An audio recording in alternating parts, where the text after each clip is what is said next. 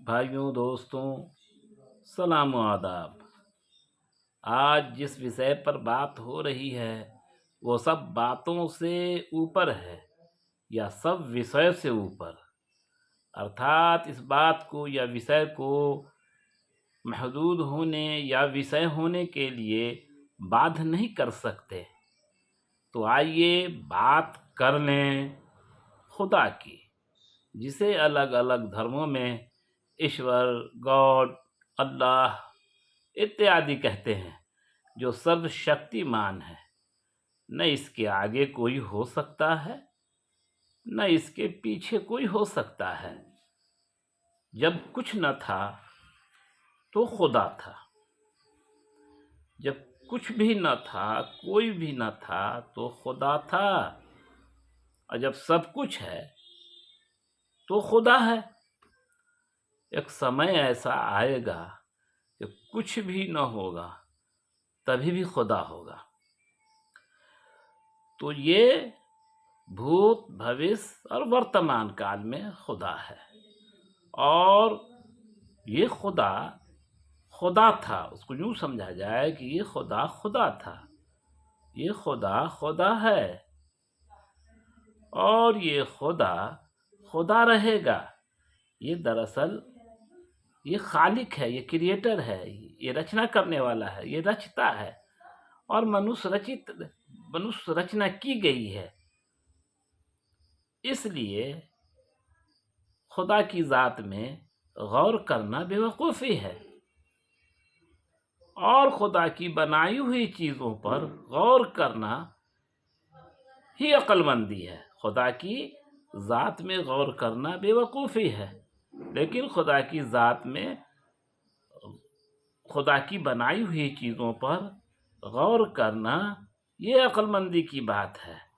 खुदा खुदा का खुदा की ये सिफत है, ये विशेषता है कि खुदा खाता पीता नहीं है, और न खुदा सोता है, और खुदा किसी की औलाद नहीं है, और न उसकी कोई औलाद है।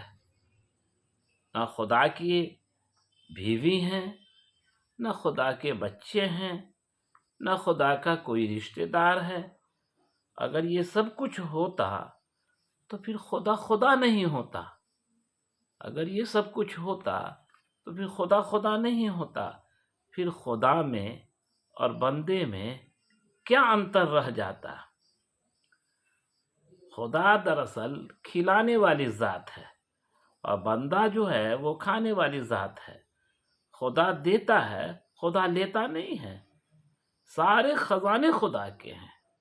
जिधर आप देखें, जहाँ से भी देखें, जैसे देखें, ये सारे के सारे खजाने खुदा के हैं।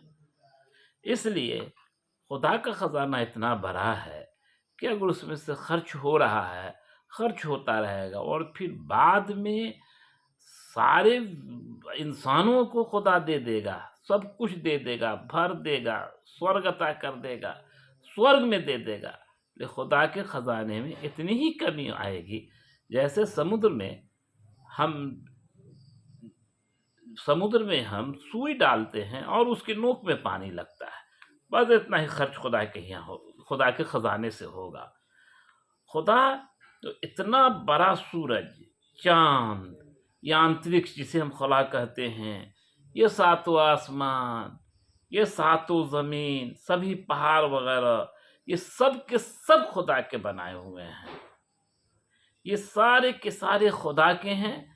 ये किसी इंसान का या किसी और क्रिएटर का किया हुआ नहीं है, और ना कोई इसको कर सकता है। तो अब आप सोच लें कि जब ये सारे ब्रह्मांड, ये सभी सातों जमीन, ये सभी सातों आसमान जिस ईश्वर ने, खुदा ने बनाया है, वो किस कदर बड़ा होगा। बल्कि वो सबसे बड़ा होगा, वो सबसे बड़ा है। ये हमारी मान्यता होनी चाहिए। दरअसल खुदा हमेशा से है, और हमेशा रहे। खुदा हमेशा से है और हमेशा रहेगा। गौर कर लें अपने बारे में। हम 50 साल पहले नहीं थे, और हम 50 साल के बाद नहीं रहेंगे, लेकिन खुदा तो पहले से है, अभी भी है और कल भी रहेगा। तो हम इंसानों की खुदा से कोई तुलना नहीं है। मरने वाले तो जो मर जाते हैं, विलीन हो जाते हैं, वो सब खुदा के पास पहुंच जाते हैं, लेकिन खुदा कभी खत्म नहीं होता। तो खुदा की खुदाई ये है, खुदा की खुदाई ये है कि मात्र वही पूजनीय है, उसी के लिए ध्यान मग्न होना चाहिए, उसी का गुणगान होना चाहिए। अगर हम भरमन कहीं करें तो खुदा ही के लिए करें और सब कुछ उसी के लिए हो। अगर ऐसा है तो फिर हम उसके अच्छे बंदे हैं, और अगर ऐसा नहीं है तो अपने बारे में गुमान कर लें कि फिर हम क्या हैं।